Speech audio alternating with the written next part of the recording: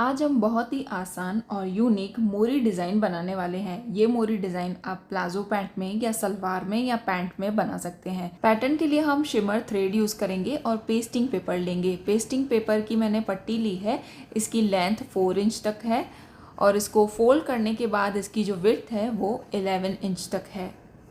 आप देखिए यहाँ पर मोरी का जो साइज़ है वो फोल्ड में 7.5 रहेगा, मतलब टोटल 15 इंच की मोरी रेडी रहेगी। तो पहले हम यहाँ पर जो रेडी मोरी चाहिए उसके लिए मार्किंग करेंगे। 7.5 पे मैंने मार्किंग करी है।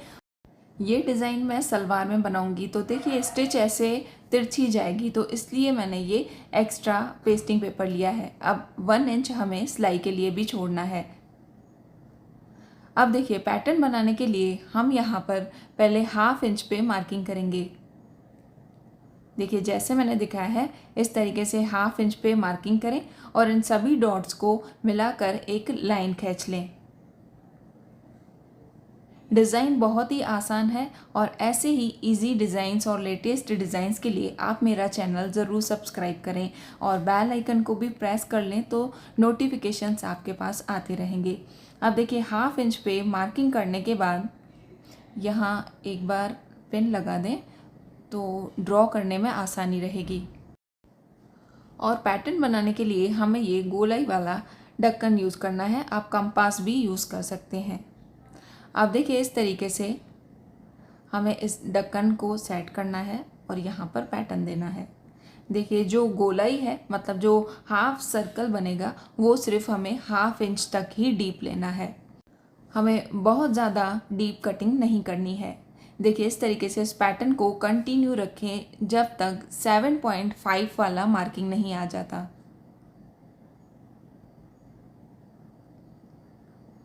अब देखिए जो लास्ट वाला हम मार्किंग कर रहे हैं वो 7.5 से आगे निकल रहा है, तो हमें उसे ऊपर ना लेके इस तरीके से नीचे की तरफ ही कंटिन्यू रखना है और आगे ले लेना है, क्योंकि ये बाद में स्टिच में चला जाएगा।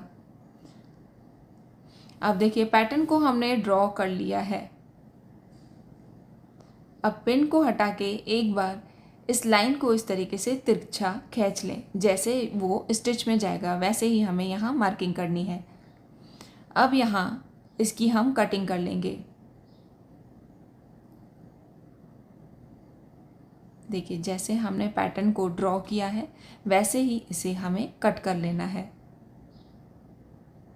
यहाँ से भी जो एक्स्ट्रा पेस्टिंग पेपर है उसे हम कट कर लेंगे। अब इसकी पूरी कटिंग हो चुकी है। आप देखिए इस पेस्टिंग पेपर को पेस्ट कहाँ पर करना है वो ध्यान से देखिएगा। वैसे हम कोई भी नेक डिज़ाइन या मोरी डिज़ाइन बनाते हैं तो एक्स्ट्रा फैब्रिक पर इस पेस्टिंग पेपर को पेस्ट करते हैं, मगर इसे हम यहाँ सलवार के मोरी पर ही पेस्ट करेंगे। और ये जो फैब्रिक है इसे हमें उल्टा रखना है। ये फैब्रिक का रॉन्ग साइड है, रॉन्ग साइड में हमें इसे पेस्ट करना है। और पेस्ट कैसे करना है, देखिए नीचे से फैब्रिक को ½ इंच छोड़ दें। ½ इंच छोड़ने के बाद इसे अच्छे से सेट करें और एक बार आयरन करके इसे पेस्ट कर लें। अब एक बार इसे इस तरीके से ऊपर की तरफ घुमाकर यहाँ पर क्रीज बना दें। देखिए ये क्रीज पूरा दिख रहा है।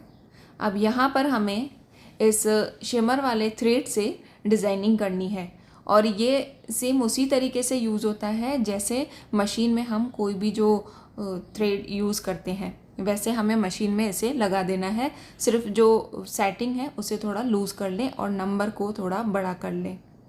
अब देखिए यहाँ पर जो क्रीज है उसे ध्यान में देते हुए प्रेशर फुट जितना गैप दें और यहाँ पर बिल्कुल सीधी स्टिच लगा दें। फर्स्ट स्टिच क्रीज पर आएगी मगर वो हम बाद में लगाएंगे। अब देखिए स्टिच को फिर से हमें सेम उसी तरीके से रखना है, प्रेशर फुट को ध्यान में देते हुए प्रेशर फुट जितना गैप देना है और सारी स्टिच को कंटिन्यू रखना है। देखिए आप सिर्फ प्रेशर फुट को ध्यान देंगे तो गैप एकदम प्रॉपर आएगा और गैप प्रॉपर आएगा तभी ये डिज़ाइन लुक वाइज अच्छी लगेगी। देखिए ये स्टिचेस इस तरीके से दिख रही हैं। पूरे इस मोरी पर मैंने ये सारी स्टिचेस कंप्लीट कर ली हैं। देखिए इसका लुक बहुत ही अच्छा आ रहा है। अब नीचे से जो हमने गोलाई वाला पैटर्न दिया है कटवर्क वाला, उसको रेडी करना है। अब उसके लिए हमें पहले ये शिमर वाला थ्रेड हटा देना है मशीन से, और जो नॉर्मल थ्रेड हम यूज़ करते हैं वही सेम थ्रेड हमें इसमें यूज़ करना है। अब देखिए इसको रेडी करने के लिए हम यहाँ पर एक पट्टी लेंगे,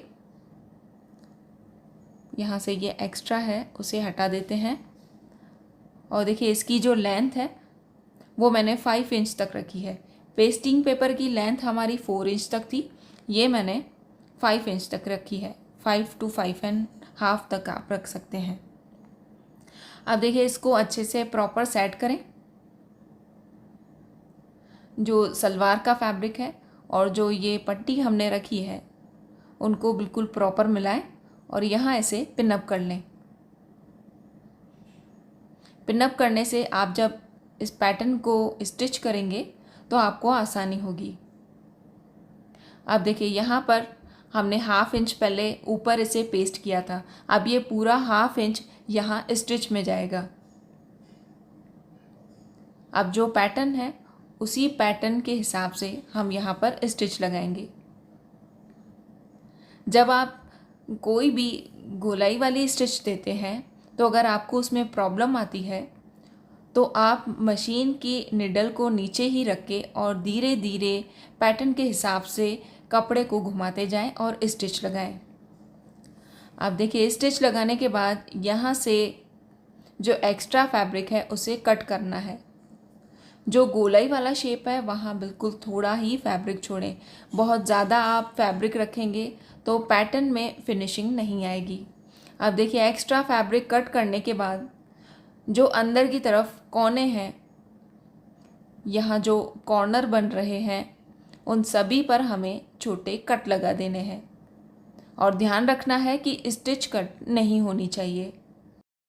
अब हम इस पट्टी को पूरा पीछे की तरफ घुमाएंगे और जो पैटर्न हमने रेडी किया है उसको अच्छे से इस तरीके से फिंगर की हेल्प से बाहर की तरफ निकाल देंगे और एक बार इसे आयरन करेंगे।